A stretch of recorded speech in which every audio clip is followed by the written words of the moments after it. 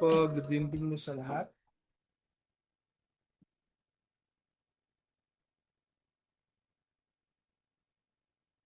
Yan, naririnig po ba ako?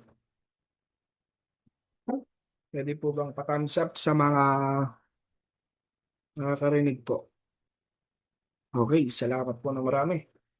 So, 6:59, tayo po ay nasa 47 po. Yan, salamat po na marami. So, yan. So before we start, siguro let us bow our heads and close our eyes and let us pray and let us honor God, no? So, yan, wait lang po. Yan. So Heavenly Father, we thank you Lord for this evening Lord. Thank you so much po Lord God sa strength na binigay mo po sa amin. Salamat din po Lord God na binigyan mo po kami ng chance Lord na makapag-meet through this platform Lord, ang Zoom meeting. Salamat din po Lord God sa wisdom and knowledge Lord that you are about to give us tonight. And ikaw po mag-strengthen Lord God sa amin pong lecturer this evening Lord na magbibigay po sa amin ng information about nuclear medicine. We ask for your guidance and your presence, Lord God, this evening and allow us, Lord God, to succeed, Lord God, in our lives, Lord. We thank you and we honor you, Lord. We give you all the highest praises and highest adoration. In Jesus' name we pray. Amen and amen. Yeah. So yan. So good evening po sa lahat. So before we proceed with our proper lecture, no, free lecture on nuclear medicine with our lecturer this evening. So allow me to present to you the short program ng Remarkable Review and Training Center. Yan. Meron po bang, ano po bang mga schools ang nandirito po ngayong gabi pong ito? Pwede ko bang malaman yung mga schools na umattend po ngayong gabi? Meron po ba? Yan. BITIC. Yan, taga Bohol po yan mga yan. So, masugid na taga-subaybay. Yan, mga taga BIT. Hello po, good evening po sa inyo. LNU sa Dagupan. Holy Name University ng Bohol din po. EAC Cavite, PRI sa Pampanga. Iloilo Doctors College. Good Samaritan College, Cabanatuan po. Yan, GSC, Cabanatuan. Lorma, Capitol. St. Dominic, AMEC sa Bicol. Yan. MCC sa Bulacan. Mount, ano po ba yan? MCC. Ano po bang school yung MCC? Bago yata po yan, MCC. Parang ngayon ko lang po narinig, no? Alam ko meron doon yung St. Gabriel, parang may radtech na rin po sila. Mount Carmel College, yan. Mount Carmel College. Iba pa po ba yan doon sa Our Lady of Mount Carmel? Our Lady of Mount Carmel. Iba pa po yan doon po. Okay. Magkaiba pa yan. So, hello po. Good evening po sa inyo. Yan. Amex sa ano to? Sa Bicol po ito. Yan.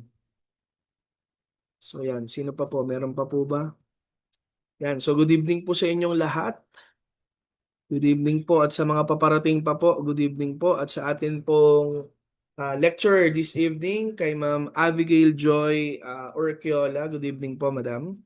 Yan. So before I start, so let me share you the program of Remarkable Review and Training Center. Hindi naman po namin kayo pinipilit mag-remarkable, no? Pero gusto lang po namin i-share sa inyo yung program na meron po kami yan.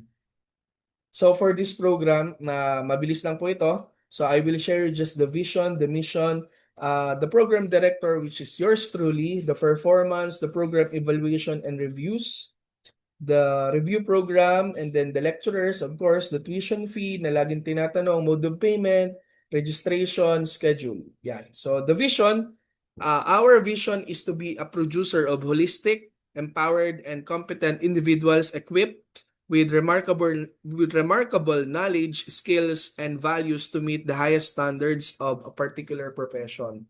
So ngayon, no, sa kaalaman po ng lahat, nagsisimula na rin po kami sa medical technology. Pero sa medical technology po, ang ginagawa pa lang po namin ay enhancement pa lang po. Yan. Next, our mission is by teaching and training professionals innovatively in collaboration with industry partners. Yan. Next, yours truly. So, mga baka sa iniisip po nung iba, no, ay, yung Remarkable, bago lang yan eh. Yes, Bago lang po yung Remarkable Review and Training Center, but I've been in this industry ng review, no, for about 16 years. Yan, simula po nung ako po ay nakagraduate at nakapag top sa board exam. So by the grace of God, no, so yan po yung purpose po talaga ng Lord kung bakit po natayo ang Remarkable Review and Training Center. Actually, may mga nagtatanong po, sir, yung Remarkable po ba kasi Mark Jason Gutierrez po yung pangalan nyo? Hindi po. Actually, ito pong Remarkable, no, ito po ay ang nasa likod po nito is God. Because He is a remarkable God, di ba? Yan. So dahil remarkable, syempre wala namang ibang remarkable maliban sa Lord talaga. So hindi ko naman pwedeng ipangalan sa Lord talaga literally na Jesus Christ Review Center. Baka walang mag-enroll, di ba?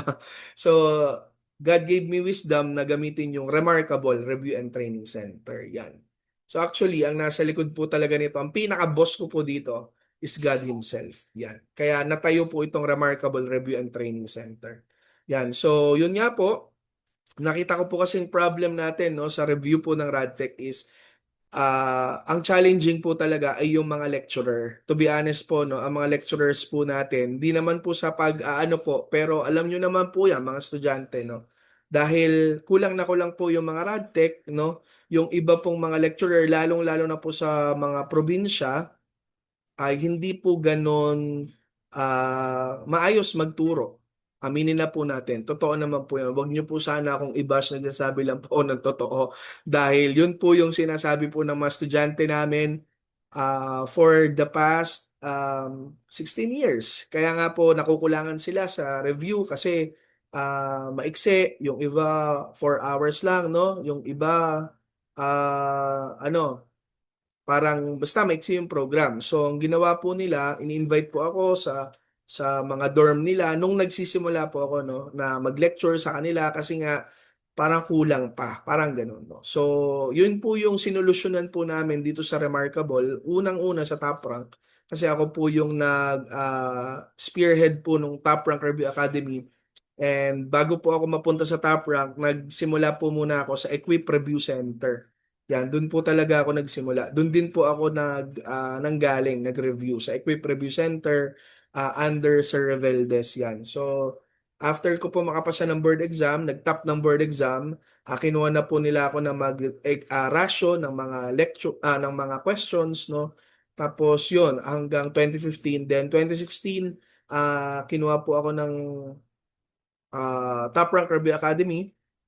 From there, nakapag-design po tayo ng program na magagawa po natin yung gusto po natin na program talaga for our students, no? Especially dun sa remote areas ng Mindanao and Visayas kasi nga po yung mga lecturers po doon kulang. Kung dito nga po sa Metro Manila, no, yung mga lecturers po natin kulang talaga. Well, madami naman po. Kaya lang yung bang maayos magturo, yun po yung medyo nawawala, no? Kaya hindi natin may iwasan minsan, may mga reklamo, lalo na ngayon, di ba? Alam nyo naman pong social media, ang bilis-bilis, mareklamo ka agad, di ba? Yan. Especially yung generation po ngayon talaga, kayo, yung mga generation nyo ngayon, ah, entitled. Hindi naman sa pero totoo yun eh. Kasi nung panahon namin, ako nga, panahon namin, ah, mababa yung nabibigay sa aming grades pero wala kaming reklamo. Tsinatsaga, tinitiis lang namin. Parang ganun. So, yun. So, nagsimula ako nun sa review ng 2010 and then up until now, no, nasa review pa rin ako. Transition ko 2016 top rank tapos 2022 remarkable. Yan. So, ayun po. So, 2022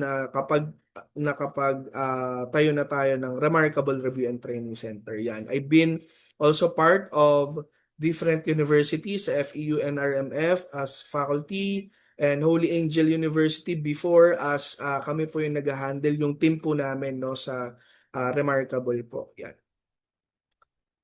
So, yan po. Mga top performing school din po ang yung mga yan, yung FEU tsaka yung Holy Angel, no. So, yan po. Remarkable performance, actually nagsimula po kami ng December 2022 ng review pero pure online lang po ito, no. At ang nai-offer lang namin ay ano lang, final coaching. Kasi nung time na yon wala na kami masyadong time. So, ang nai-offer lang namin is final coaching. Pero, hindi pa rin naman naging hadlang yun para hindi namin matulungan yung mga students namin. Actually, meron kami nung 80 students, no? 80 students. And then, ang mga nakapasa sa kanila, yan, ayan po. Yan.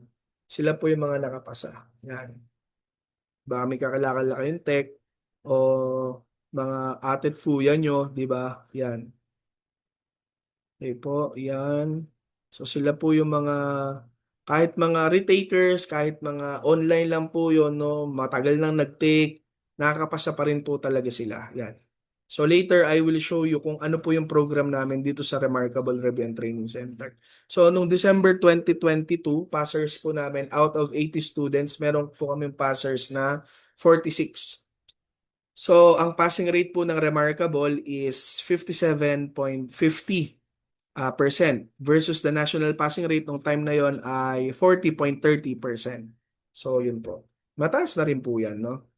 Kasi hindi naman po namin naibigay yung full review talaga. Final coaching lang. Ito po yung full review namin pero pure online lang po. Yan. So ito po yung mga nag-review sa amin nung June 2023 kasi nung time na yon nagkaroon ng midterm board exam kasi nga po walang board exam nung 2020. Yan. So ito po yung mga nakapasa. Yan. Sila po. Si Sir Emil, mapapansin nyo po, RXT, tas mamaya RRT naman, no? Yan, kasi siya na yung pinakahuling nag-take ng exam na for RADSAI only. Yan, kasi pinalitan na po. Yan, so sila po yung mga nag-take. Yan. So, noong June 2023, meron lang po kaming 26 students. Then, out of 26 students, 16 po yung nakapasa. Ang passing rate po namin ay 61.54%. So, ito po ay totoong percentage po namin ito. Yan. Kasi, to be honest, sabi ko nga, madali pong maglagay ng mga 90, 93, 92 na passing rate. Pero, syempre, hanapin nyo yung proof di ba? So, yan. Kaya, totoo lang po yan. Yan. Totoo lang po yan. Okay, ito naman po yung mga passers po namin from BIT po yan nung 2024 yata to. Ayan, si Sir Amiel, siya yung pinakalas na nung 2023 pa pala. Yan, siya yung pinakalas na nag-take ng ng RADSAI only. Kaya makikita niyo yung transition from 2022 to 2023 RXT then RRT. Yan. So ngayon, kapag ka registered X-ray technologist ka, so you have to take the 5 exams, 5 clusters. Ganun katindi. So 5 preparation. Yan. So passers po namin noon, December 2023, 67 out of 86 students. So passing rate po namin is 77.91% versus national passing rate of 55.57 national passing rate. Yan. Next, nung June 2024 po, ito naman po ay SPLE lang. So, tatlo lang po yung nakapasa nun. Dalawa po sa mga nakapasa galing po sa amin. So, total na nag-review sa amin nun, 7 students. Online lang po yan. Then, national passing rate po namin is 28.57 passing rate versus the 7.32 national passing rate ng SPLE. Yan. So, sila Miss Tenko and Miss Baldos ng SLU at ng St. Dominic. Yan. So, December 2024, medyo marami-rami na po. 143 students po. Ang mga nakapasa po no, ay 106 students. So, ang passing rate po namin noon ay 74.13% versus the national passing rate po na 57.55%. Yan. So sana pataas na po ng pataas ang passing rate. So ito po yung mga nakapasa po sa amin noong 2024. Yan. Then last year, 2025, we have 263 students sa Bohol, Manila, and Baguio. 205 po sa kanila ang nakapasa. Then 77.95 po ang amin pong passing rate versus the national passing rate of 59.49% ng national passing rate. Yan. Okay, so ito po yung mga nakapasa. Actually, hindi po nailagay lahat. Pero makikita nyo naman po yun sa amin pong Facebook page. Yan. So, pasensya na po kayo sa mga minsan delay na sagot sa Facebook page, no? ng real na tao. Okay, next, program reviews and experiences.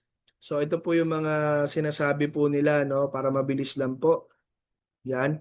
Very approachable, sobrang understanding ni Sir Mark. Actually, hindi lang po ako yan, pati po yung iba pong mga lecturers. Kasi dito, ino-orient po talaga natin yung mga lecturers natin na maging maayos sa pakikitungo sa lahat ng estudyante natin. No? Kasi mga professionals na rin naman kayo later on. No? Lisensya na lang ang kulang. Yan. Hindi ka iiwan. Sana all hindi ka iiwan. Ito po yung hashtag hindi ka iiwan. Kasi hanggang sa board sorry, hanggang hindi lang sa board exam, pati sa oath-taking nandyan kami para sa inyo. Yan. Hanggang oath-taking ramdam ang support. Yes po, support po talaga kami hanggang oath-taking. Yan. So, highly recommended. Sila po yung nagsasabi niyan. So, next, napaka-solid. And pinaka maganda sa lahat, Christ-centered. Tulad nga po ng sabi ko, no, Lord po talaga yung naging center po nitong anong to, ng review center na to. Yan. So, kaya sa kanya lang po lahat ng glory talaga. Hindi po sa akin, hindi po sa mga lecturers, kundi sa Lord lang po. Yan. Review program. So, ito po yung amin pong mga review program po, yung iba't ibang mga lecturers po namin, no? Sino ba tong lecturer na nandito? Si Sir Tristan Perez po pala yata. So, ayan. Ayan. So, ang branch po namin sa Manila, sa Lope de Vega Tower, Pabella Street, Santa Cruz, Manila. Yung Old Pabella Hospital po, so doon po yun, tapat. Yan. Sa Baguio naman po, sa Baguio Benguet Community Credit Cooperative Building or BBCCC, tabi po yan ng University of Baguio. Yan. Assumption Road, Baguio City. Malapit lang din po sa SLU. Yan. So ito po yung program po natin, no? Review program, intensive phase. So, program orientation and preliminary review. Dito po kayo magkakaroon ng diagnostic exam. Yan. And then, professional concept ng radiologic technology. Siyempre, diagnostic exam para malaman kung ano po yung mga weaknesses nyo. No? Then, ito na po. Dito na po magsisimula yung cluster 1. Ito po yung mga subjects po natin. Then, yung mga naka-italize at naka-bold, yun po yung mga idinagdag na subjects sa atin pong from old curriculum to the new curriculum and from old TOS to the new TOS. Yan, yung performance evaluation examination, yan po ay mga post-test exam po yan. Yan. So cluster 2, yan po yung mga topics po natin. Every after the concept, meron pong mga post-test po yan. Yan. Then, nadagdag po dyan is yung computed and digital radiography. Then, performance evaluation examination na naman or post-test. Then, cluster 3, positioning and contrast. No? Kasama na din po dyan sa topic yung mammography and of course, yung dental radiography. Na nung 2024 yata yun, nagkagulo sila. 2024, no? Karamihan daw lumabas dental. Kaya dalawa po yung lisensya nila, dentistry, dentist, and RRT. Yan. So next, we have radiologic contrast examination. Then after every concept, again, meron tayong mga post-test exam to measure your, sabihin na po nating performance, no? Sa mga nile-lecture sa inyo. So cluster 4, andyan po ang atin pong human anatomy and physiology. Pasok na rin po dyan ang medical terminology. Then patient care management.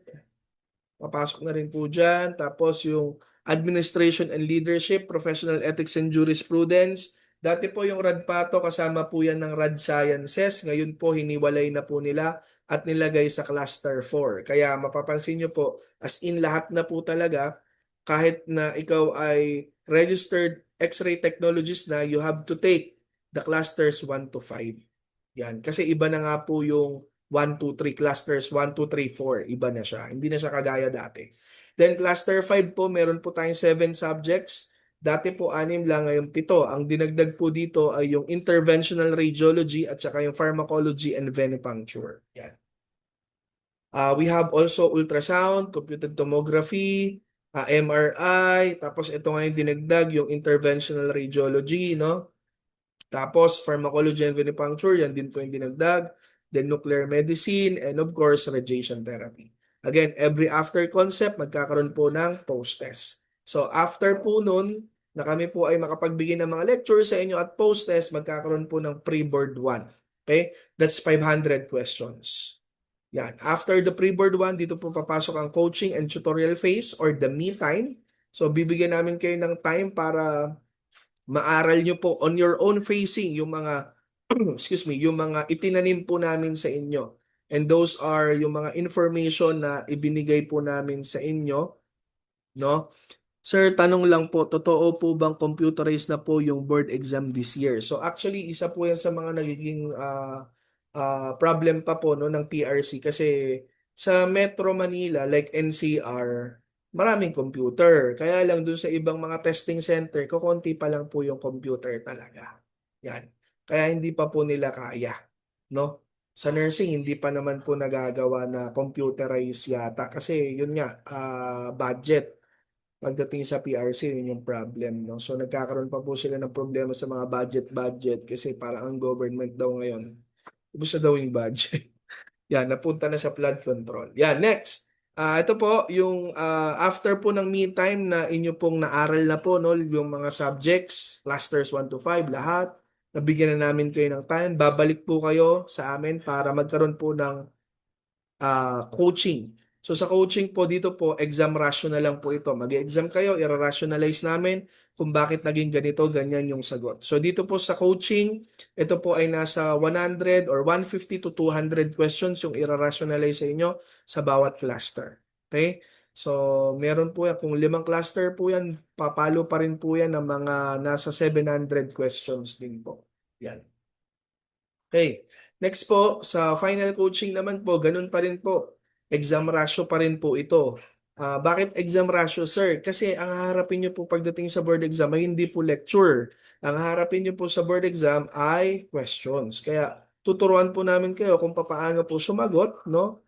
With critical thinking, kung paano po strategies, kung paano po sasagot ng tama, mag-eliminate, so ganyan po.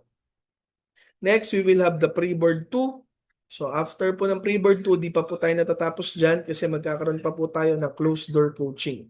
Sa closed door coaching, yan, hindi na po tayo mag-exam, hindi na rin po i-rationalize, magbabasa na lang po kayo. Pero hindi po ito leakage. Wala po tayong leakage. Inuulit ko po, wala po tayong leakage. Kung naghahanap po kayo ng leakage, nagkamali po kayo ng pinuntahan. Yan. Kasi dito po, to be honest, ang gusto po namin sa mga students po namin, paghirapan yung board exam, hindi paghirapan na hirap na, no?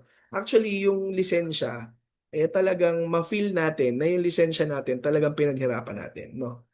Yun po yung pinakamasarap sa lahat. Na kapag ka na-attain mo yung success na yun na alam mong nakuha mo siya sa hirap at tiyaga, sipag, 'di ba? Meron kang magiging meron kang magiging testimony, 'di ba? Meron kang magiging kwento. Ang hirap naman kasi magkwento, nagtap ka sa board exam. Paano ka nagtap sa board exam? Basta, ang dali kasi nung exam eh. Basta kung ano yung binasa namin, yun na yung lumabas. 'Di ba? Parang hirap magkwento ng ganun. Yan. So, support drive, andiyan kami para suportahan kayo. Yan si Sir Maynard, isa din po sa mga lecturer din po natin, Sir Dexter Buluran, Sir Kenneth Luciano, na handang tumulong po sa inyo. Yan, ayan po yung mga previous batches po namin, mga nauna pa po. Yan. Sir Tristan Perez, yan. Yan. Yours truly. Yan. Madami kasi sir nakapasasad lang kasi wala sila masyado alam pag reality na. Yes, yun din po yung mga nagiging problem din po ng mga ospital. Yan. Kaya medyo nagkakaroon ng problema minsan. Ganyan. So pagdating po ng board exam, yan, pagpe-pray namin kayo at as in sa lahat po, sasamahan namin kayo all throughout your journey. Wala man yung pamilya nyo, sa tabi nyo, nandyan po kami para tulungan po kayo. Yan. So, we are not against dun sa iba na nakapasa, na ganito, ganyan. Kaya lang, syempre, di ba, parang minsan unfair sa iba, di ba? Lalong-lalo kung halimbawa, pagdating sa budget, talagang kumbaga, walang budget, ganyan. Kaya nga dito sa Remarkable, wala na po kaming mga hidden fees na babayaran nyo pa po, no? Siguro ang babayaran na lang if ever no na gagamitin nyo rin naman po will be the t-shirt, ganyan, tsaka yung photocopy. Kung hindi nyo naman po gustong i-photocopy, bibigyan naman po namin kayo ng soft copy. So wala rin pong problem. Choice nyo lang pong i-photocopy, no? Yun. Yan. So, ayun. Pagdating sa board exam, yan, sabi nga namin sa O-taking, andyan din po kami para suportahan kayo. Bibigyan po namin kayo ng personalized lay. So madami na rin pong naggumaya nung nitong last year na o-taking, pero hindi pa rin po yan magagaya kasi personalized po yan. Yan, may pangalan po yan ng mga reviewees po namin, tsaka kung kailan po sila yung batch na pumasa, yan, nandyan po. So, ano na po namin yan, parang remembrance po na remarkable po sila. Yan, dami pa nga po natira sa amin, hindi pa nakiklaim. Yan, so yan po yung mga passers, ang saya, di ba? Paghandaan nyo na yung barong nyo, di ba? Tsaka yung barong at tsaka yung Pilipiniana. Yan, okay? So, PICC tayo, guys. Yan, gawa na yung PICC. So, see you there pagdating sa OTK. So, dapat yun po yung ating pong goal. At syempre, dapat aakyat ng stage para kumuha ng medal as top notcher. So, yours truly, the lecturers, yours truly, as the program director of Remarkable Review and Training Center and the program chair of St. Dominic College of Asia, first placer nung RTLE June 2010. So, salamat sa Lord. Kukwento ko na lang yan pagka kita-kita tayo. Yan. Former Radiologic Technologies 2 at UPPGH, Specialty Cluster 1 and Cluster 5. Some of the Cluster 5, yan. We also have Sir Joseph Jose ng FEU NRMF, yan, National Lecturer, Specialty Cluster 2. Yan, sa mga nakakilala kay Sir Jose, yummy daw, sabi. Yan, Sir Dexter Buluran, second placer RTLE June 2010, Interventional Technologies ng National Kidney and Transplant Institute. Actually, alam ko siya na rin yung head ng radiology, ng X-ray department, parang gano'n. National Lecturer, Specialty Contrast and Positioning. Yan. Sir Kenneth Luciano, second placer ng RTLE May 2021, Radiologic Technologies 2 at UPPGH, and National Lecturer, Specialty Cluster 2 and Cluster 3. Actually, ang hawak niya, Cluster 3. We also have Professor Marian Hovelo, yung last na nag-lecture nung last June 15, yan. Chief Radiologic Technologist pala. Sorry. Yan, Chief Radiologic Technologist na siya, hindi na ng Riverside ng ano na siya, ng MaxiCare. Yan, specialty niya po ay Cluster 3. Yan. Next, we also have Sir Lester Gabrilio, National Lecturer for Physical Therapy. So, siya po ay under din po ng Gold Rank Review Center.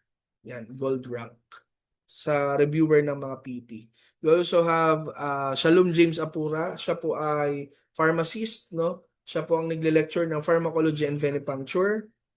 And of course, Sir Nino Timothy Garcia, sorry hindi po na-edit, no? Siya po ngayon ay currently Radiologic Technologist at Pasig Hope Medical Center.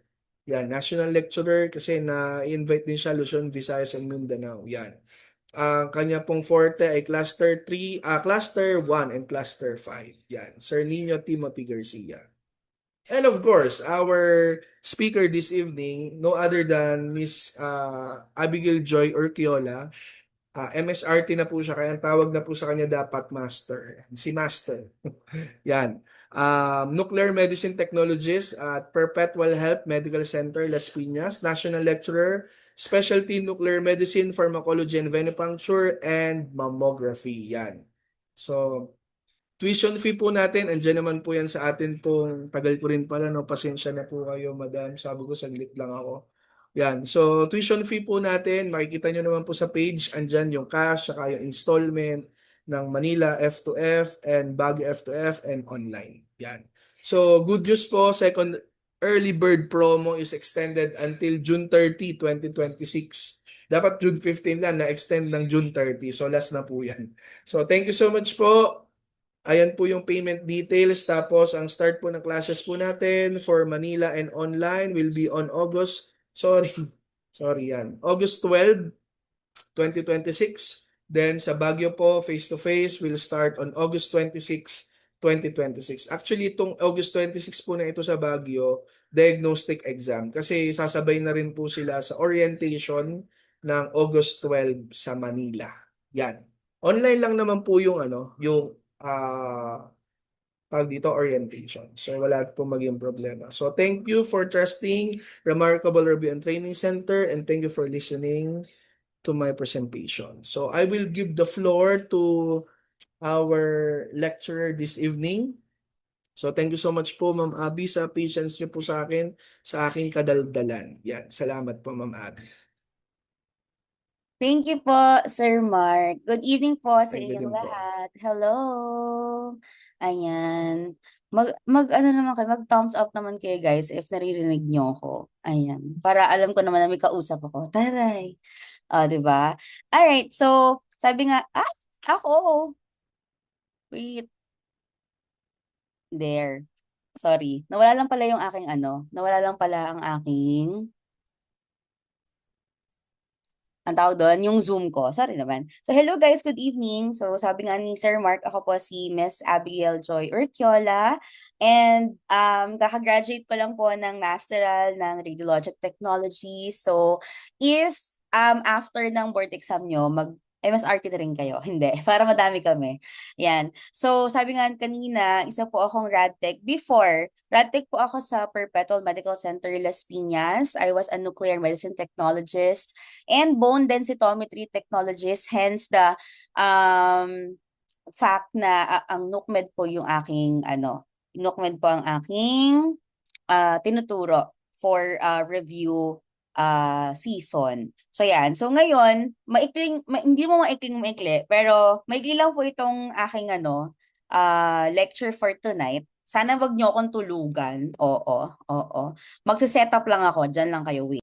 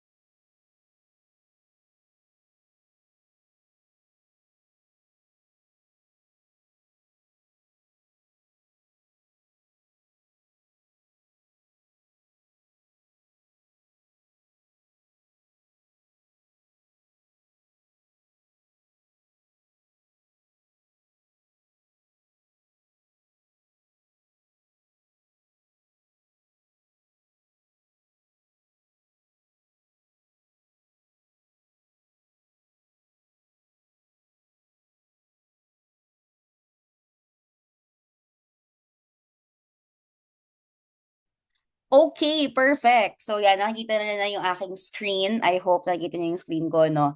So, for tonight, we'll be discussing nuclear medicine. So, sa nuclear medicine, sabi ko nga, no, pag may mga nagtatanong sa akin, ma'am, babalik ka pa ba ng hospital? Actually, gusto ko talaga bumalik sa hospital. Siguro kapag ka mga 50,000 per month na yung sahod ng RadTech. Hindi, charot lang.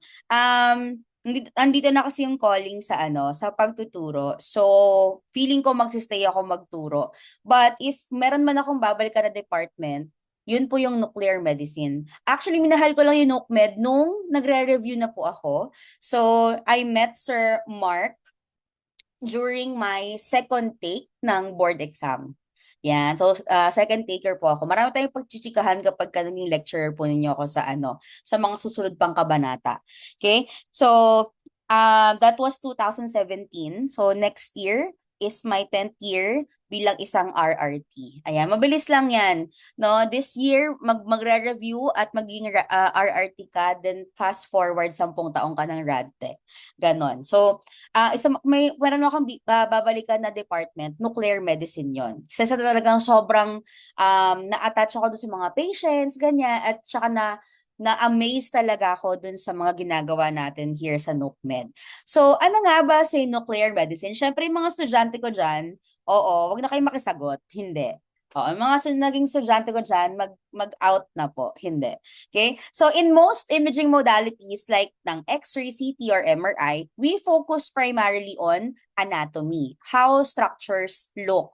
So, for nuclear medicine po kasi, dito, no, it focuses on function, how organs work physiologically, So, yun yung difference niya, no? Yung difference na yun is very important because it let us detect diseases even before structural changes appear. Okay? So, sabi nga no, kapag ka narinig ng mga tao yung nuclear medicine, first concern is radiation. Pero here, it uses radiation pero kay patient nang gagaling. No, hindi siya katulad ng mga X-ray CT yan na sa machine ang gagaling yung radiation. So dito, no, yung doses natin are generally safe and comparable to common diagnostic imaging procedures. So unlike CT and or X-ray wherein your radiation source is external, here the radiation comes from inside the body through radiopharmaceuticals. So si nuclear medicine, no, it's the only imaging modality that serves both for diagnosis and treatment. So remember, no, to easily remember the concept, merong PLDT sa nuclear medicine. P stands for physiology or function, no? It looks at how organs function, not just how they look. So wala tayong pakialam if meron ba siyang gallbladder. Ang pakialam natin is if yung gallbladder ba niya gumagana or nagfa-function ba ito ng maayos o hindi. L stands for ligand, which refers to the radiopharmaceuticals that we use as tracers. D is for diagnosis, wherein we determine kung merong presence or absence ng isang disease process. And T is for therapy, because certain radiopharmaceuticals can be used to treat conditions katulad na lang po ng mga thyroid cancer, thyroid disorder. So, yun yung gusto ko kay NUCMED. Kasi meron siyang dual role, which makes it very powerful and distinct compared to other imaging modalities. So, again, no, si nuclear medicine, it's a medical specialty that focuses on diagnosis, therapy, and medical research. So, ang king concept talaga niya is physiology. Ayan. Ha, baka mamaya pag nag-exam o nagtanong, ang isagot nyo pa din, anatomy and physiology. Hindi po. The key concept of NUCMED is physiology. You assess how organs function, not just how they look. Okay? So meron tayong two types ng dito sa NUCMED. We have your in vitro, which means outside the body. No, example po natin dito is your gamma counter, which is a device that measures the radioactivity of samples doon sa dugo or sa ihi po ng mga pasyente. Pero mostly po, blood extraction lang ginagawa natin. So these tests don't involve imaging, but they are actually laboratory-based. So di ba naalala niyo yung nag-viral this year na medtech siya, pero ang sabi niya gusto niyang mag-NUCMED na kayo. Yan, tas binash siya, 'di ba? So, 'yon, may mga laboratory-based tayo na mga procedures that gives us information about how your patient's organs are functioning. So, in vitro, outside the body.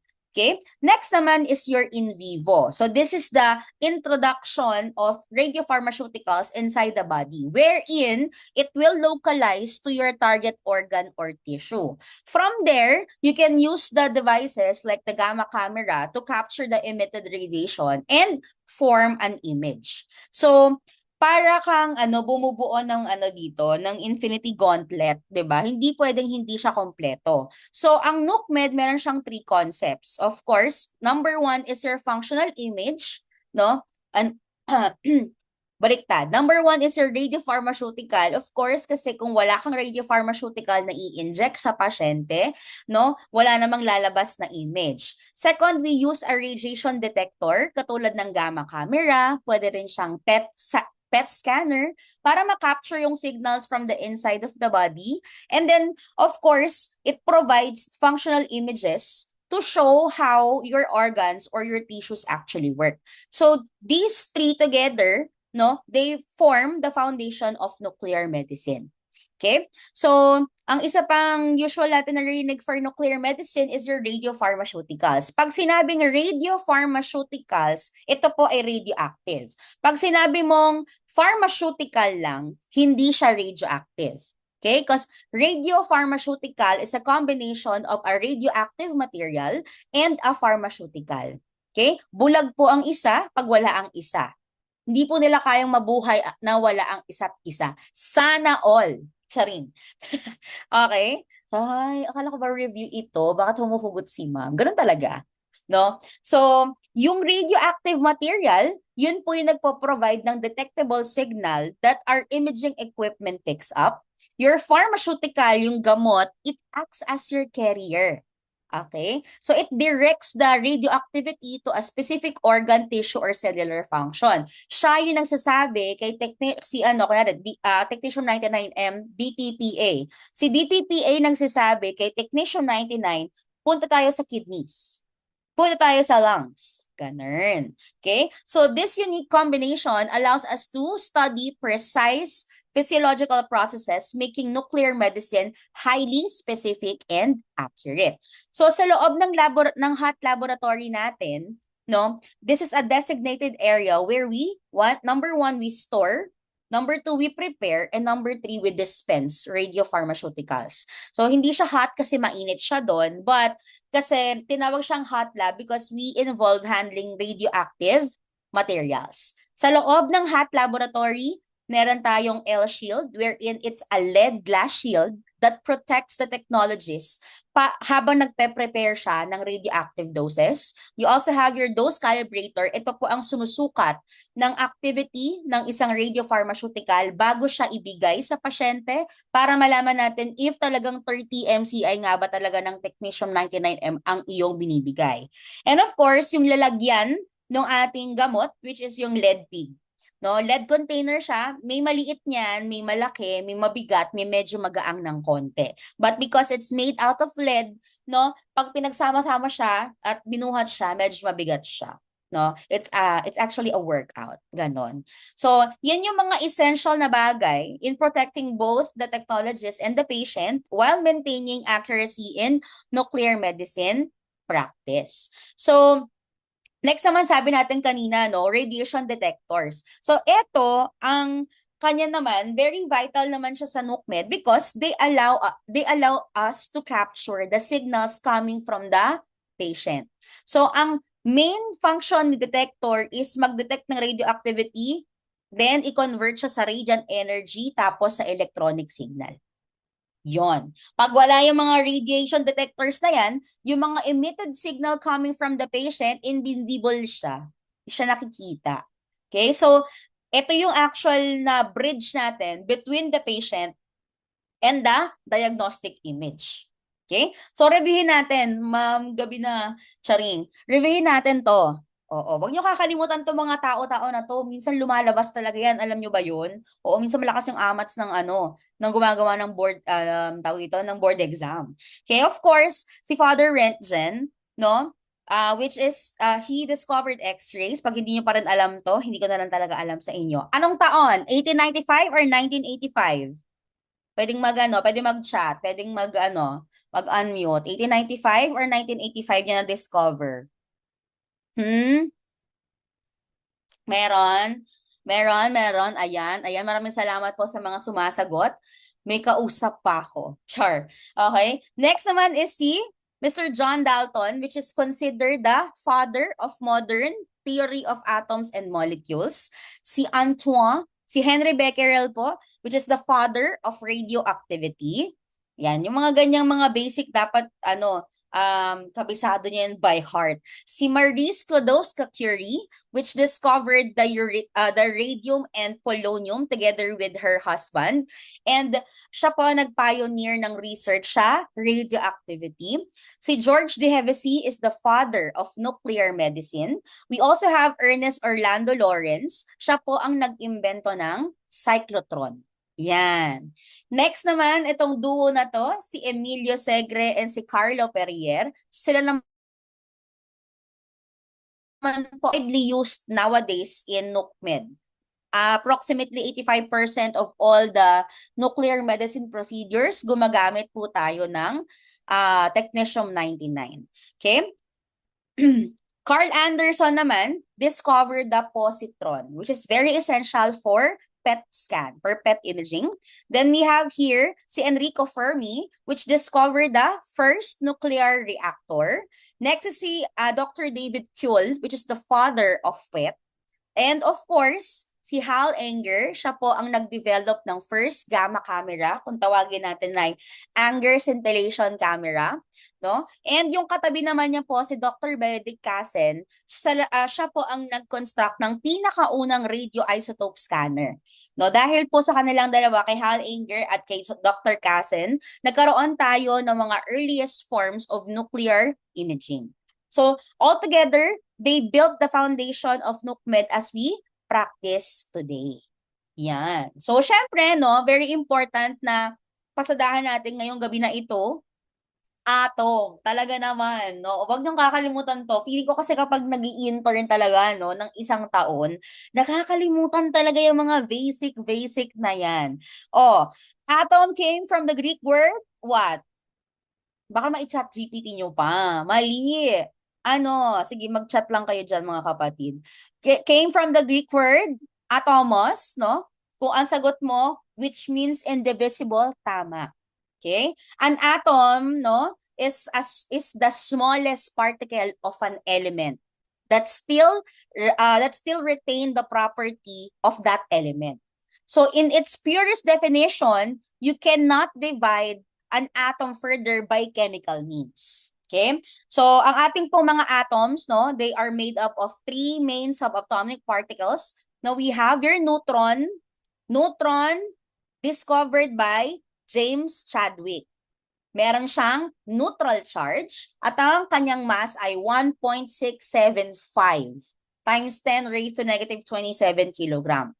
Electron, discovered by J.J. Thomson, no? Negative charge, ito magaang to, no? Ang kanyang mass, 9.11 times 10 raised to negative 31 kilogram. Then we have your proton, which is identified, hindi siya discovered ha, which is identified by Eugene Goldstein. It carries a positive charge and has a mass of about 1.673 times 10 raised to negative 27 kilogram. So as you can notice, no, the proton and neutron have almost the same mass. While the electron is much lighter. Yan, medyo light siya. Then, we use the atomic notation to represent isotopes and elements. So dito meron tayong three components. You have your mass number, your atomic number, and your charge. So yung mass number mo, yun yung total number ng proton at neutron doon sa nucleus, no? It gives the idea kung gaano kalaki yung isotope, yung size ng isotope. Okay? Then you have your atomic number, which is the number of protons, which identified the element itself. Okay? And we also have your charge, no? Which tells you whether the atom has an equal number of proton and neutron. Kapag syempre, pag mas marami yung proton, positively charged siya. Anong tawag doon? Anong tawag doon? If it has more proton, it is positively charged and it's called, if your answer is cation, that's correct. If it has more electrons, no, it is negatively charged and it is called an ion or anion. Yung iba yung ganun ang pronunciation. Bahala kayo. Okay? So when protons and electrons are equal, the atom is neutral. Okay? So ang isa pang very important part, no, ng NUCMED is your atomic stability. So your nuclides or some nuclides are stable, meaning their nuclear arrangement is balanced, that they do not have spontaneous emission or wala siyang spontaneous emission of radiation. Other nuclides naman po, unstable sila or radioactive. And these are the ones that decay over time that releases radiation. Okay? So, meron tayo ang ating radioactivity, lagi natin tatandaan yan. This is the process of an unstable atomic nucleus spontaneously emit particle and energy, transforming into another atom to achieve stability. Yan. Okay?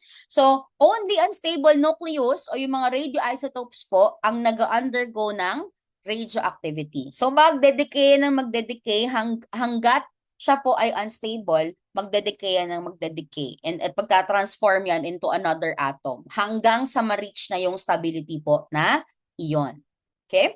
Next is your half-life. Half-life is determined as the time required to reduce the initial activity of a radionuclide to 1/2. In other words, gaano katagal, no? Para mangalahati po yung radioactive atoms doon sa sample natin. And we have 3 types of half-life. First is your physical half-life. So ito yung time para yung radionuclide mo mag-decay siya to 50% of its activity regardless kung ano yung nangyayari sa katawan. So itong ating physical half-life, it is purely a property of the isotope. Next is your biological half-life. So this refers kung gaano katagal naman po, no, i-eliminate nung katawan mo yung half ng administered na substance. No? So dito, yung biological half-life, dependent po ito sa metabolism at sa excretion ng tao, ng pasyente. Then we have your effective half-life. Ito yung gusto natin because this is the combination of both. Okay? So it represents the actual time it takes for the radioactivity in the body to be reduced in half, considering both the physical decay of the radionuclide and the biological elimination of the body. So ang nagmamatter talaga dyan yung effective half-life kasi it tells you how long the radioactivity will actually stay in the patient. Yorn. So, syempre, huwag natin kakalimutan ang ating radiation sources. So, you have your natural, no? Ito yung naturally occurring, no? It can be found in soil, in air, in water, in food. Ano yung mga example pa ng natural radiation? Cosmic, terrestrial, yung mga internally deposited radionuclide, ano pa? Radon, uranium, potassium-40. Yan yung mga nauna pa sa atin dito sa mundong ito. Ganon. And of course, pag sinabi nating man-made, no, it's any radiation sources produced by humans. They may be produced for the use of their radiation or for other purposes using the processes taking place in them. Yorn. Okay? So, paano nga ba or ano-ano nga ba yung mga pwedeng mag-produce ng ating radionuclide? Number 1 dyan is your generator systems. A radionuclide generator, para po siyang para siyang vending machine. Yan. No? Kasi meron siyang parent nuclide na merong mahabang half-life, which continuously decays into a daughter nuclide that usually has a shorter half-life, and then yun po yung ginagamit natin for diagnostic and therapeutic purposes. Okay? So, paano nga ba siya gumagana? So, sa loob ng generator na ito, yung sample natin, no, ang parent nuclide, example, molybdenum-99. So, yung parent na yon slowly nagdedecay siya into a daughter radionuclide, which is your technetium-99M. So yung daughter nuclide, nagbe-build up siya dun sa special column inside the generator. Kapag kailangan mo na, pina-flush mo ng yung column ng saline solution para ma-wash out yung daughter radionuclide. Tapos yun yung kinokollect mo. So yung parent nuclide, it stays inside and it is continuously decaying para ma-milk mo yung generator again and again after a few hours. So ang most widely used natin na generator is your molybdenum-99 to technetium-99M generator. So 'di ba, relatively ang ating pong molybdenum-99, ang half-life ay 66 hours. Syempre, hindi natin kaya 'yon. No. So para realistic siya for diagnostic purposes, no, nagdedicate siya into a daughter nuclide which is technetium-99M para meron na lang siyang half-life na 6 hours. Okay? Next naman is your cyclotron. No? Your cyclotron is a special machine to make medical isotopes. Sa loob ng ating pong cyclotron, may vacuum chamber, no? Para yung mga particles hindi po siya nagbabump into anything. Then a strong magnetic field, zoom in natin. A strong magnetic field keeps these particles moving in a spiral path, paikot, no? Kind of like para siyang racetrack na circular racetrack, ganun. Para siyang merry-go-around. Yan. Okay? Now, every time the particle passes through the center, an electric field gives them a push. Okay? Because of this push, the particles move faster and faster and faster and faster, spiraling outward with more and more energy. Dahil pag na-reach niya na yung high speed, the particles are directed to hit a target material. Yung collision na yon, it changes the atoms in the target, and that's how new radionuclides are made. Yon. Ang most common isotope po na napoproduce po ng ating cyclotron is your fluorine-18, which is used for PET scans. So without your cyclotron talaga, there are many modern diagnostic imaging procedures that would not be possible. Okay? Next naman is your nuclear reactor. So your nuclear reactor is basically a machine designed to control the process of nuclear fission. Yung nuclear fission, that's when the nucleus of an atom splits apart, release energy, and neutrons. So inside the reactor, meron tayong mga fuel rods po dyan, as you can see here. No, it's usually made of uranium. So yung mga rods na yan, unstable yan. So they can split and release neutrons. But here's the most important part. Kapag nagsimula na po yung fission, it can quickly get out of control. No, pwede ka magkaroon ng meltdown. So para hindi mangyari yon at ma-manage siya ng maayos, meron tayong number 1, we have your moderator. Yung moderator, it slows down the neutrons so that they can cause a more controlled reaction. Hindi yung kung saan-saan na lang nagpupunta na yung mga neutrons natin. Okay? Number 2, we have your control rods. Okay? Yan. Yung control rods natin, no? It's made out of cadmium or boron. So they act like a brake of the reactor. Sila po kasi nag-absorb ng excess neutrons para hindi magkaroon ng mas mabilisang reaction. Then we have your coolant. Your coolant carries away the heat produced during fission to prevent overheating. So yung mga neutrons from the fission process, when it hit a certain target material inside the reactor, new radionuclides are formed. Yarn. Okay, so that's how radionuclide production inside a reactor is done. Okay? So kapag sinabi nating ideal na radionuclide, dapat gamma emitter siya, sufficient ang photon energy, maikli lang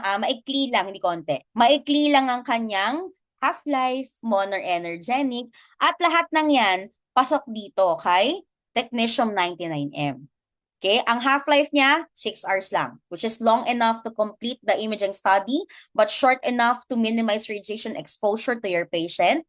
Meron siyang 140 keV, which is perfect energy for gamma cameras, not too weak to be absorbed by the body, but not too strong na nagpapass through sa ating detector. And of course, metastable siya.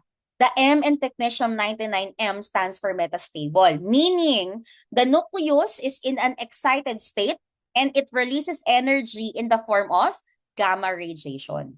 So 80% ng nuclear medicine procedures po natin, gumagamit po tayo ng technetium-99m. Okay? Yorn. So there are many components inside, our nuclear medicine, yung ating gamma camera.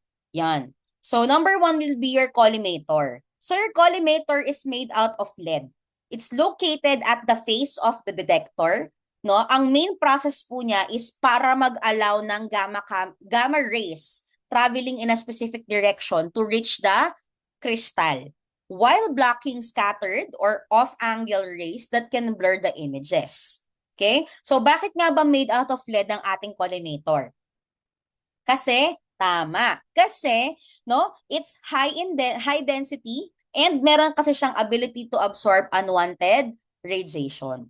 Yan ang important natin dyan. So next is your crystals. Ang ating pong thallium-activated sodium iodide crystal, it's very fragile and it's easily damaged. So very careful tayo dapat kapag nag-handle nito. And it's usually about 10 mm thick. Ang function nito, it converts gamma rays into light photons through a process called photoelectric effect, which occurs at the photopeak energy of the gamma photon. So yun yung first step in turning radiation into a detectable signal. Pag pass through niyan sa crystal, no, pupunta naman siya dito kay light pipe or sa ibang libro, light guide po ang tawag sa kanya.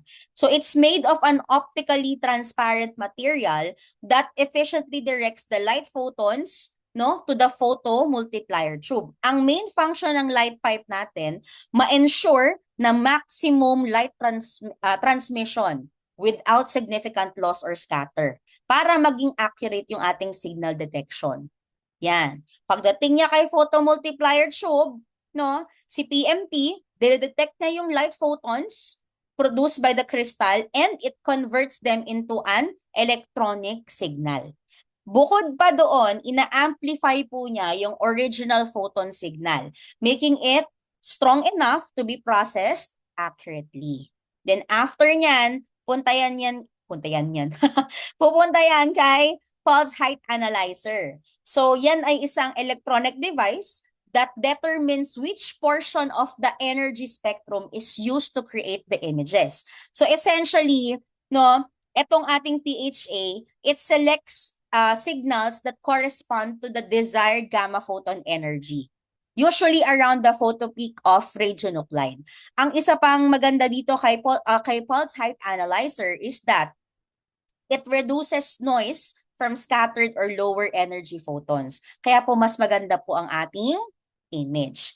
After nyan, punta na yan kay display system. Kaya meron kang nakikita ng images. So this shows the process images on the screen, no, which allows the doctors to visualize the distribution of your radiopharmaceutical in your patient. So huwag mo kakalimutan ang component ng NUCMED natin. Your collimator, which direct gamma rays and block scattered ones. Your crystal converts gamma ray into light. Your light guide directs the light to the photomultiplier tube. No? Your photomultiplier tube converts the light into electronic signals and it amplifies it. Papunta kay pulse height analyzer, which filters the signals to reduce the noise at para maganda po yung lalabas kay display at kay computer na final image. Okay? Yorn. Tapos sa NUCMED, may mga imaging methods lang tayo, no? May number 1 is your static imaging. So dito, it's used for observing anatomical distribution of the radiopharmaceutical. We have your whole body, no? Wherein the detector system is moved along the patient's body. Dynamic imaging, which displays the distribution of the radiopharmaceuticals over a specific period of time. Usually, ginagamit natin tong dynamic imaging sa kidney. Yan, sa kidney scans natin. Then we have your SPEC or single photon emission computed tomography, wherein yung detector head, umiikot siya 360 degrees around the patient to collect projection data. Meron din tayong PET or your positron emission tomography, which detect annihilation photons emitted at 180 degrees when positron interact with the body. So itong ating PET scan, it's very excellent for metabolic and functional imaging. Kaya ginagamit siya most commonly sa ating pong oncology, cardiology, and neurology. Yorn. Okay? So tatandaan natin, no, si PET o si positron emission tomography, ang physics behind it is that, no, there is a positron. Ang positron is an antimatter particle. Meron siyang same mass and same mass as an electron. Ang pinagkaiba lang nila ay correct charge. Okay? It has a very short half-life. Once emitted from a radionuclide, the positron quickly encounters a nearby electron. When the positron and the electron meet, they annihilate each other.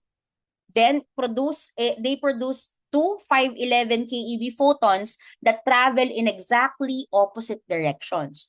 Yun yung dinedetect ng ating PET scanner. So they detect those photons simultaneously, which allows the system to determine the exact location of the annihilation event and construct detailed functional images. Okay? Yarn. So ano nga ba yung mga most common nuclear medicine procedures natin dito? Pasadahan natin ng very Very mabilis lang. So number 1 is your bone scan. So for bone scan, ang radiopharmaceutical natin dito ay isa, dalawa. Dalawa. Technetium 99M, MDP or methylene diphosphonate, and your hydroxymethylene diphosphonate. Bakit nga ba nagpapa-bone scan? No? Para makita if there are any metabolic bone diseases. Okay? So mind you, hindi lang po ito for cancer patients or for detection of metastases. Pwede namang hindi ganoon. Basta any metabolic diseases na pwedeng magpa-bone scan. But based on my experience, no, 95% po ng ating mga pasyente na nagpapa-bone scan is for monitoring ng kanilang bone mets or if nagmetastasis na ba, may cancer patient sila, tapos titingnan kung may mets ba yung sa buto, kumalat na ba or hindi, yon.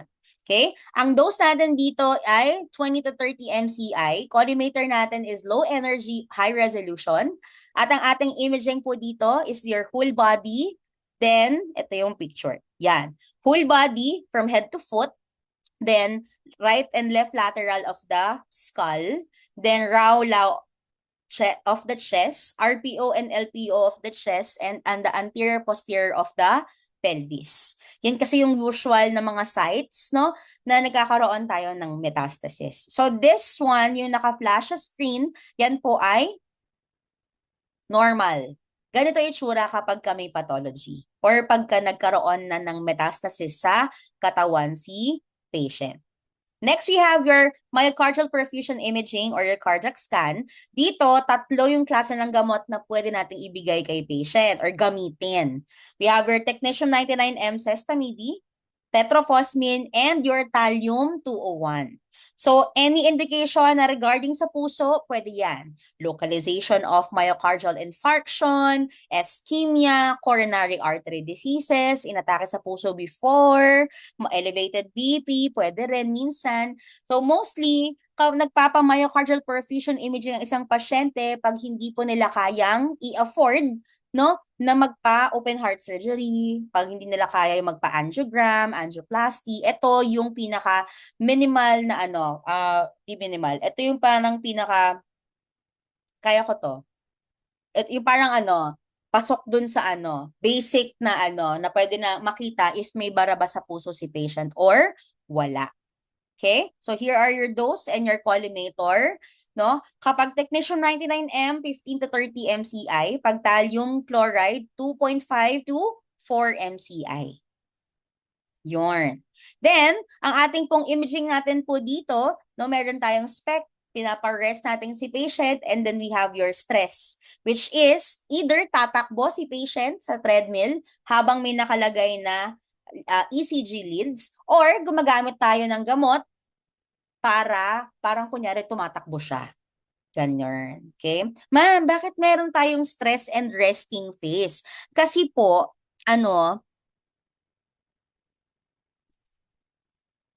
kapag kaya na tayo may stress and resting phase, kapag normal yung kanyang resting phase, pero abnormal yung stress, most probably ang basa ng doctor dyan is ischemia. Kapag naman abnormal pareho, no, infarction, or may part doon sa puso niya, doon sa heart muscle niya na infarcted na. Okay? So, yan po yung itsura po ng ating myocardial perfusion imaging or your cardiac scan.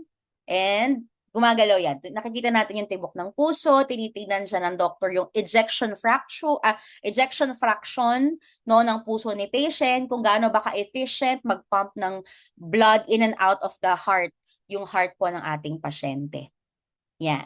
Next would be your GFR scan. No, dito, para makita natin kung gumagana ba ng maayos ang kidneys ni patient, nakakapag-filter pa ba siya as it is katulad nung dati, nung normal, ganun. We have two radiopharmaceutical that we can use. We have your diethylene triamine pentaacetic acid, or DTPA, and we have your MAA. Pareho yung technetium 99M. Dose natin sa kanya is 15 MCI. Ang collimator natin is low energy, all-purpose. Okay? So for your GFR scan, no, dito kidneys lang po ang nakikita po natin. Kapag ayan, ito yung essentially, kaya natin kinocompute si GFR is para makita natin if siya po ba ay kidney transplant patient na ba siya? Oo, nag-kidney failure pa lang ba? Or may kidney disease pa lang ba? Or normal ba siya? So, ito yung tinitignan natin dyan, yung GFR. 1, 2, 3, 4. Yung panglima. Yan, GFR. Titignan natin kung normal pa ba. Kay patient na to, it's 79.2 ang total GFR niya. So, normal pa. Okay? Dito, kidneys lang ang ating pinipicture, ang ating sinascan. Pag sinabi mong renal scan, no, dito, parehong-pareho lang po ang radiopharmaceutical nila at indication. Ang pinagkaiba lang niya ay dose, 7 to 10 MCI, at pwede kasi kang gumamit ng LEAP or LER, either of the two. Okay? Ang isa pang pinagkaiba niya, sa renal scan, kasama po ang urinary bladder. Titingnan natin yung urinary bladder ni patient before siya umihi, and then post-void. Papaiiin natin siya, then afterwards, isa-scan ulit natin siya. Okay? Next naman would be our lung perfusion scan. Radiopharmaceutical natin dito is your technetium 99M, MAA or HAM. Tatandaan mo, lung perfusion scan, ini-inject kay patient yung gamot. Okay? Dose natin dito is 2 to 6 MCI. Ang collimator natin na ginagamit is low energy, high resolution. Pag sinabi nating lung ventilation scan, dito, gas or aerosol po ang ginagamit natin sa kanya. So therefore, ang mode of administration nito is inhalation. It's either Xenon 133 or DTPA na aerosol. Okay? Yung lung ventilation and lung perfusion scan, ginagamit po natin or ginagawa po natin ito in conjunction with one another. Sabihin, ginagawa siya ng sabay. Okay? And kapag ginawa silang perfusion and ventilation scan, usually siya lang po ang pasyente na nakaschedule for that day kasi nga gagamit tayo ng radioactive na gas. So, ma'am, bakit lung ventilation and lung perfusion? Kasi ganito siya. No? If positive ventilation and negative perfusion, ibig sabihin may atelectasis si patient. Yung air, nagre-reach siya doon sa lungs, pero yung blood flow absent siya. Pag naman may pulmonary embolism, negative ventilation, positive perfusion. Meaning, normal yung blood flow. Pero yung lungs, hindi po siya nakaka-receive ng air. Kasi may nakabara na blood clot doon sa, doon sa airflow. Yon.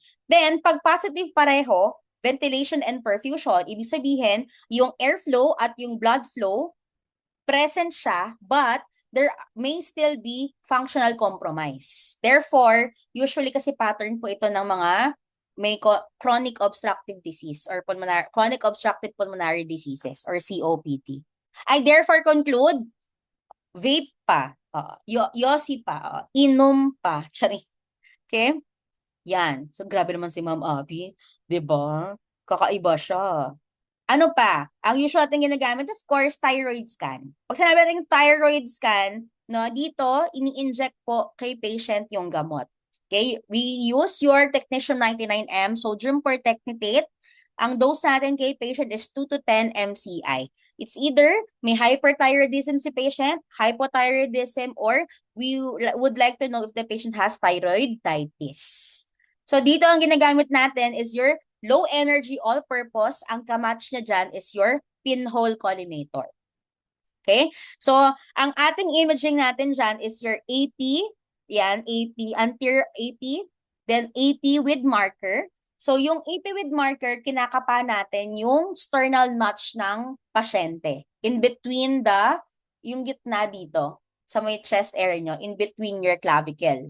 Di ba may lubog dyan? Yan yung sternal notch na anterior marker natin. Ma'am, bakit may anterior marker? Pag nag-reach yung thyroid gland doon sa sternal notch na marker na yan, most probably enlarge yung thyroid po ni patient. Meron siyang thyromegaly. Okay? Then we have your RAW and your LAO. So we do obliques kasi minsan yung mga hot or cold nodules po natin, no, ni patient, nagtatago siya sa likod, no, ng node ng ng thyroid gland. So kapag hindi siya pansinin sa anterior pero pagka nag-oblique ka, yan, lumalabas yung mga hot nodule and cold nodule natin dyan. Okay? Next is your thyroid uptake scan. The difference between your thyroid uptake scan is that dito, nagpapainom tayo ng iodine 131. Mode of administration through oral, through a capsule or straw. Pwedeng liquid, pwedeng capsule kasi yung ating iodine 131, whichever is comfortable for our patients. Tapos, ganito yung ginagamit po natin sa kanila. Your thyroid uptake machine.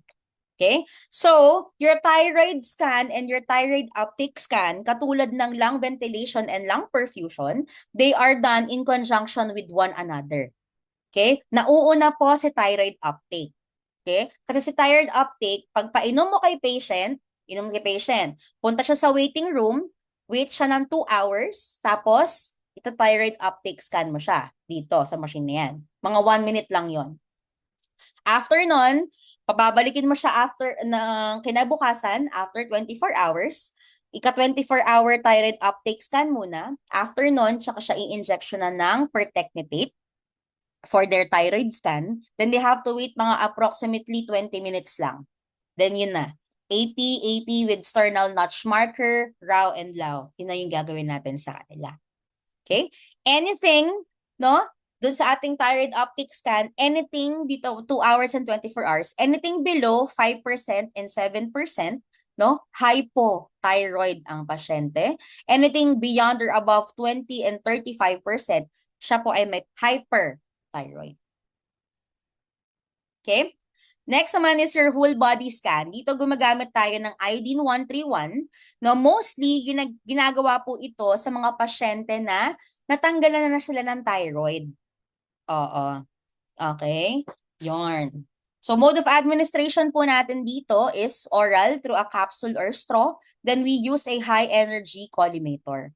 Then ang ating imaging nito, pag painom natin po kay patient ng iodine 131, they have to return after 48 hours and after 72 hours to obtain this scan. Tinitingnan po natin dito if nagmetastasize na ba yung cancer sa iba't ibang organs niya. Bone scan, tinitingnan natin kung nagmets na sa buto. Whole body scan, tinitingnan natin if nagmets na ba sa iba't ibang organs ni patient. Yun yung mainly na pinagkakaiba-iba nila. Okay? So those are your most common nuclear medicine procedures that is done in the nuclear medicine department. Yan. So yun yung main overview natin for nuclear medicine. Yun yung importanteng parts natin for NUCMED. Okay? May tanong? May tanong? Taray. Yes, overview lang natin si NUCMED. Yung mas in-depth and mas mahabang lecture natin kapag sa mga susunod ng kabanata, sa intensive phase na po ng review po natin for Remarkable. Okay? Ano na tanong? Pwede naman kayong mag-message sa akin later kung nahihiya po kayong magtanong, no? Here po sa ating Zoom meeting. Ayan.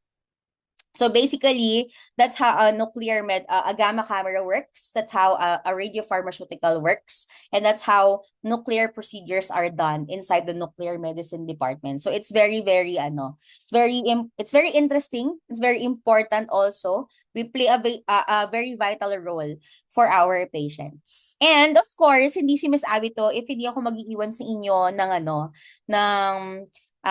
word of affirmations dahil kayo po ay mga magbo-board exam na this year. No, after ilang months na lang. Ano ba ngayon? June. Hala, 6 months na lang, radtech ka na ng tunay, RRT ka ng siyang tunay. Ayaw mo ba nun? Ayan. So ako, meron lang ako ma-advise po sa inyo because si Miss Abby, no, I've been on both sides of the board exam. Walking out with disappointment and walking out with victory. The difference, it wasn't luck. It was actually refusing to give up. So remember, my dear students, knowledge builds competence. Discipline builds consistency. And confidence comes from both. Trust yourself. You got this, guys. You got this. Kayang-kaya niyo yan, no? So, thank you so much, remarkable students, no, for tonight. Maraming salamat po sa pakikinig. Sana na marami kayo natutunan kahit sobrang short lang ng period of time na meron tayo. Thank you po. Thank you so much din po, Ma'am Abby. Salamat din po sa lahat ng umattend sa atin pong free online lecture. Kaya ang tanong, papasa ka na ba? Ayan, chat na lang po sa ating chat box. Ang sagot, papasa. Papasa. Pag tinanong kung magtatap ang sagot, magtatap. Pag tinanong kung RRT ka na ba, ang sagot, RRT na. Kapag tinanong what is your goal, ang sagot, to top the board exam. Kaya ang tanong, papasa ka na ba? Papasa. Magtatap ka na ba? Magtatap. RRT ka na ba? RRT na. And what is your goal? That is to top the board exam. So thank you so much, guys, and God bless us all. Salamat din po, Ma'am Abby. Thank you so much po, and God bless us all. Salamat po. Bye. See you. Thank you po. Bye-bye.